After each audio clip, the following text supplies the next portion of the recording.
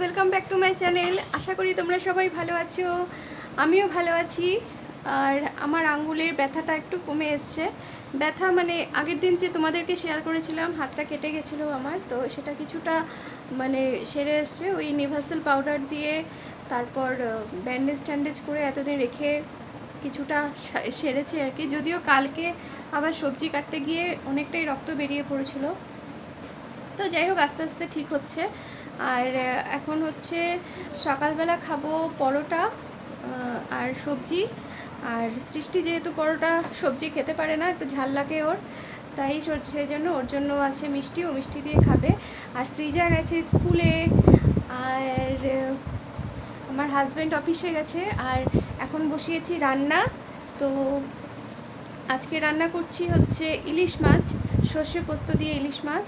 অন্যান্য দিন কিন্তু ভাবে করি আর কি, টিফিন বক্সের মধ্যে রেখে। তো আজকে ভেবেছি যে কড়াইয়ের মধ্যেই করব, তো তোমাদের সাথে রেসিপিটা নিশ্চয়ই শেয়ার করব। জানি তোমরাও সবাই করো, খুবই সহজ রেসিপি, কোনো মানে কঠিন কিছুই নেই এর মধ্যে, আর খুব চটপট হয়েও যায়। তবু আমি যেভাবে করি সেটাই তোমাদের সাথে একটু শেয়ার করব। আর ভালো লাগলে অবশ্যই লাইক শেয়ার সাবস্ক্রাইব করে দিও। তো দেখতে থাকো কি কি করি সারাদিন। তো বন্ধুরা, আজকে রান্না করছি হচ্ছে ইলিশ মাছ। তো দেখো ইলিশ মাছটা একটু হলুদ লবণ মাখিয়ে নিচ্ছি, আর ধুয়ে রেখেছি আগের থেকে। তো আজকে ভেবেছি একটু সর্ষে পোস্ত দিয়ে করব। এখানে দেখো সর্ষে পোস্ত বেটে রেখে দিয়েছি। আর এ পাশে দেখো তেলটা গরম হয়ে এসছে। এখানে দেখো সৃষ্টি আমার সাথে চলে এসছে রান্নাঘরে। তো আমরা দুইজনে মিলে আজকে রান্না করছি। আর সকালের খেয়েছি পরোটা, মানে এখনো খাইনি আর কি, আছে খাবো। আর ভাত হয়ে গেছে। আর এপাশে দেখো জল চলে এসছে।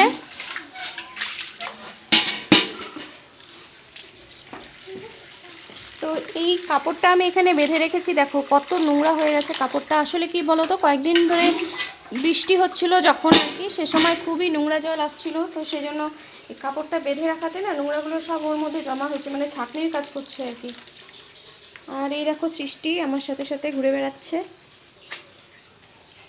আজকে গাছে কোনো ফুলই ফোটেনি, সব গাছই খালি। দেখো একটা গাছেও ফুল ফোটেনি আজকে। গাছগুলো না নষ্টও হয়ে যাচ্ছে বেশিরভাগই, যেমন এই গাছটা তো পুরোটাই একদম নষ্ট হয়ে গেছে। এই পাশের গাছটাও নষ্ট হয়ে গেছে।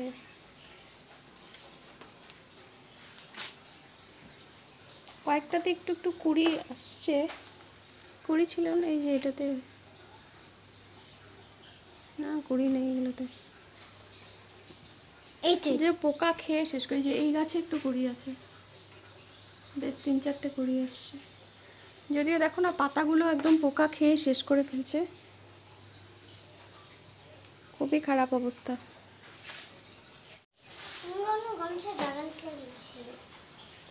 কিছু হবে না।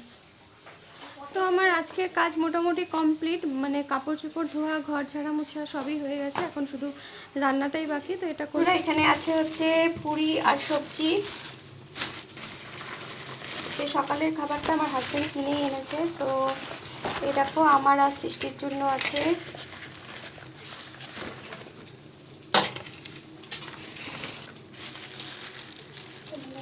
এখানে আছে সবজি।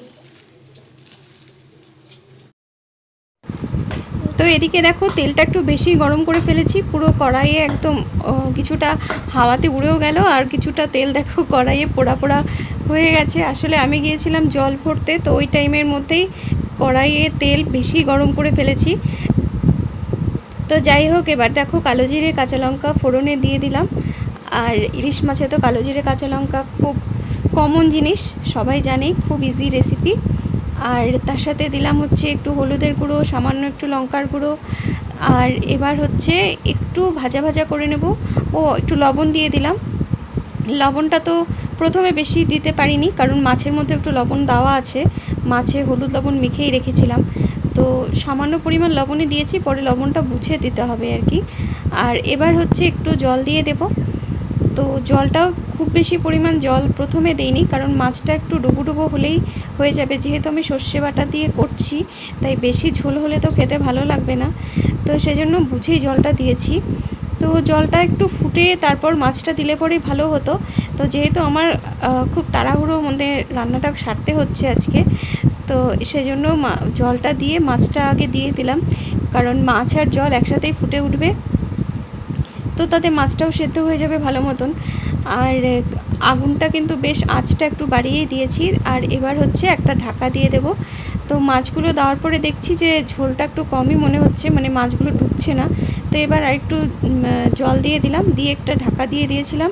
তো এবার 2-3 মিনিট পরে এসে ঢাকাটা তুলে এবার আমি ফাইনালি সর্ষে বাটাটা এর মধ্যে দিয়ে দিলাম। তো সর্ষে বাটাটা দিয়ে বাটিটার মধ্যে যেটুকু লেগেছিল সেটাও জল দিয়ে একবারে এর মধ্যে কড়াইয়ে দিয়ে দিয়েছি। তো এবার একটু ভালো মতন ফুটিয়ে নিতে হবে। তো ঢাকা দিয়ে ফুটালেই ভালো হয়, তাহলে মাছটা ভালো মতন সিদ্ধও হয়ে যায় আর মানে একটু সফট ভাবটা আসে আর কি। তো দেখো এভাবে মাছের ঝোলটা একটু ফুটে এসছে। তো আমি এভাবে আবার ঢাকা চাপা দিয়ে দেবো, একটু লবণও দিয়ে দিচ্ছি যেহেতু জল একটু পরে মিশিয়েছি। আর একটু হলুদটা কম মনে হচ্ছিল তাই একটু হলুদও দিয়ে দিলাম। আর সর্ষে বাটাতে একটু হলুদ বেশি না হলে খেতে ভালো লাগে না। তাই এবার লবণও আর একটু মিশিয়ে দিচ্ছি। তো এবার ঝোলটা ঢাকা দিয়ে দেবো, ঢাকা চাপা দিয়ে তারপর আরও 5-10 মিনিট একটু ফুটিয়ে নিতে পারলে ভালো আর কি, তাহলে মাছটা বেশ সফট হয়ে যায়। যদিও ইলিশ মাছ খুব তাড়াতাড়ি সেদ্ধ হয়ে যায়, সময় লাগে না, আগুনে দিলেই সেদ্ধ হয়ে যায়। আর এপাশে দেখো আমি বাঁধাকপি, আলু, গাজর এসব সেদ্ধ করে রেখে দিয়েছি, এগুলো দিয়ে একটা ভাজা চচ্চড়ি হবে। আর তার সাথে যে বেগুন আর হচ্ছে পেঁয়াজ। ইলিশ মাছটা কিন্তু হয়ে গেছে, এটাকে আর শোকাবো না, এরকমই থাকবে ঝোলটা। শুধু এর মধ্যে একটা লাস্ট যেটা মেশাবো সেটা হচ্ছে কাঁচা সর্ষের তেল। কাঁচা সর্ষের তেলটা দিলে খুব সুন্দর একটা গন্ধ হয়। আমি যে কোনো পোস্ত বাটা বা মানে সর্ষে পোস্ত যেটাই করি না কেন, মানে সেটা ভেন্ডি দিয়েই হোক বা পটল পোস্তই হোক, যাই হোক না কেন, আমি একটু কাঁচা তেল নামানোর আগে অবশ্যই দেই। তোমরাও নিশ্চয়ই দাও, সবাই জানোই নিশ্চয়ই। তো এই হলো আমার মাছের প্রিপারেশন। আমি 2টো কাঁচা লঙ্কা পরে ফাটিয়ে দিয়েছি ঝোলের মধ্যে, সেটা তোমাদেরকে দেখাইনি। তো এই যে দেখা যাচ্ছে এই লঙ্কা দুটো আমি পরে ফাটিয়ে দিয়েছি। কাঁচা লঙ্কাটা দিলে খুব সুন্দর একটা স্মেল আসে, মানে ঝোলটা যখন ফোটে তো লঙ্কাটারও একটা খুব সুন্দর স্মেল বের হয়, সেই জন্যই। তো কেমন লাগলো রেসিপিটা অবশ্যই কিন্তু কমেন্টস করে জানিও। তো এদিকে কাজ করতে করতে দেখো গরমে খুব জল পিপাসা পেয়ে গেছে, এদিকে দেখছি যে জারের জল শেষ। তো আমি তো পুরো ওই 20 লিটারের জার এনে একবারে এটার উপরে তুলে লাগাতে পারি না। তো সেই জন্য দেখো আমার প্রসেসটা আমি তোমাদেরকে একটু শেয়ার করি আর কি। তো এভাবে আমি মুখটা কেটে নিয়ে এই নিচে যে জারটা থাকে সেটাকে নিয়ে গিয়ে এভাবে অল্প অল্প করে ভরে নিয়ে আসি। তো পরে কিছুটা যখন খালি হয়ে যায় তারপর একবারে নিয়ে এসে তারপর উপরে লাগিয়ে দিলেই ব্যাস কমপ্লিট। একবারে পুরোটা নিয়ে আসতে আমার একটু কষ্ট হয়। দেখো বন্ধুরা, সৃজা আজকে আমাদের জন্য ফুচকা কিনে নিয়ে আসছে। ওর কাছে টাকা থাকে মাঝে মধ্যে, ওর বাবা দিয়ে রাখে, তো সেখান থেকে কিনে এনেছে। দেখো স্কুল থেকে বাস থেকে নেমে সামনেই ছিল ফুচকার দোকান।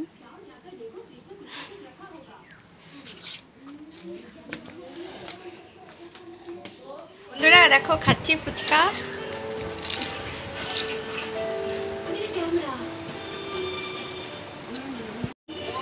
সৃজা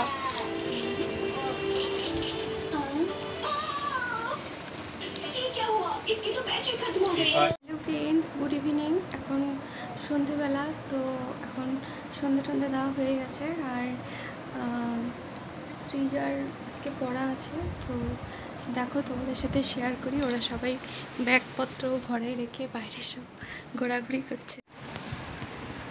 তো এই দেখো ব্যাগ সবাই ঘরের ভিতরে রেখে বাইরে সবাই খেয়ে ঘোরাঘুরি করছে। স্যার এখনো আসেনি। ঘরে কিন্তু অলরেডি ফ্যান চলছে, দেখো কেউ নেই ঘরে।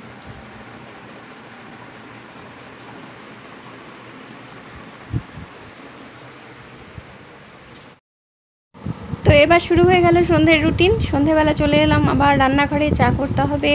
আর স্যার চলে এসছে সৃজার, তো এবার স্যারকেও চা করে দিতে হবে, আমরাও একটু চা খাবো।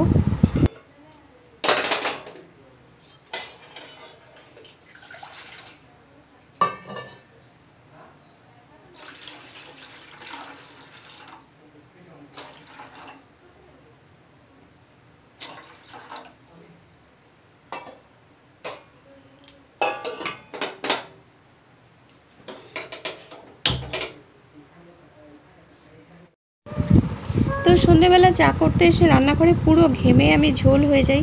এত গরম লাগে না সন্ধেবেলাটায়, মনে হয় যেন চারিদিক একদম বাতাস সব বন্ধ হয়ে যায়। আর রাতের গরমটা একদম গুমোট গরম, প্রচণ্ড অস্থির লাগে, মনে হয় কতক্ষণে চাটা করে ঘরে নিয়ে যাব। আর এদিকে আবার সৃষ্টি বায়না শুরু করে দিয়েছে, ওকে সন্ধ্যাবেলা এখন আবার একটু ম্যাগি বানিয়ে দিতে হবে। তো বললাম যে ঠিক আছে দাঁড়াও, চাটা আগে করে নিই, স্যারকে দিয়ে আসি। তো এইভাবে সৃজা আর ওর বাবার চাটা ঢাকা দিয়ে রেখে দেবো, ওরা পরে এসে খাবে।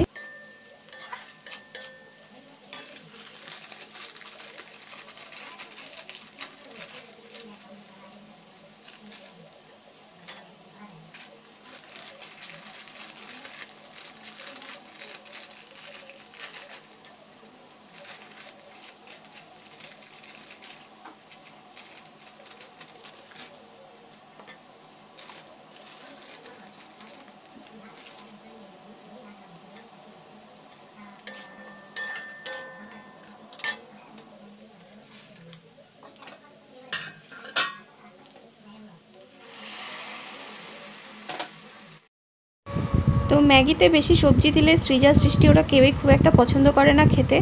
ওদের বক্তব্য হচ্ছে ম্যাগিতে যদি সবজি মেশাই তাহলে সেটা সবজি মানে তরকারি হয়ে যায় আর কি, তো সেই জন্য বেশি সবজি দেওয়া যায় না। তো আজকে একটা আলু আর অল্প গাজর দিয়েছি ব্যাস, এই দিয়ে, আর পেঁয়াজ তো অবশ্যই দেবই।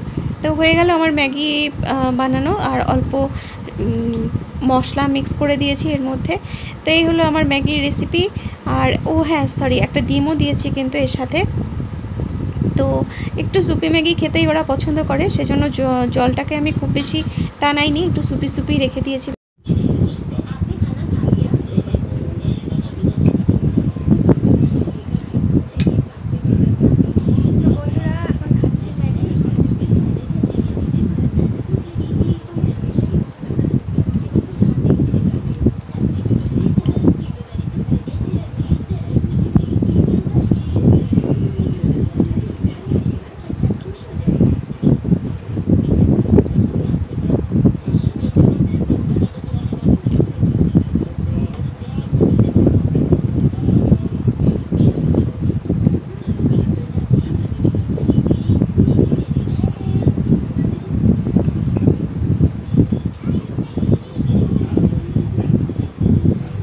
তো আজকের ভিডিওটা আমি এখানেই শেষ করছি। যদি তোমাদের ভালো লাগে তাহলে লাইক শেয়ার সাবস্ক্রাইব করে দিও, আর চ্যানেলটিকে প্রচুর প্রচুর প্রচুর ভালোবাসা দিও তোমাদের।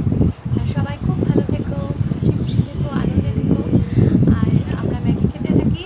তো নেক্সট ভিডিওতে খুব তাড়াতাড়ি তোমাদের সাথে আবার দেখা করব। আর আজকের মতো তাহলে বাই বাই।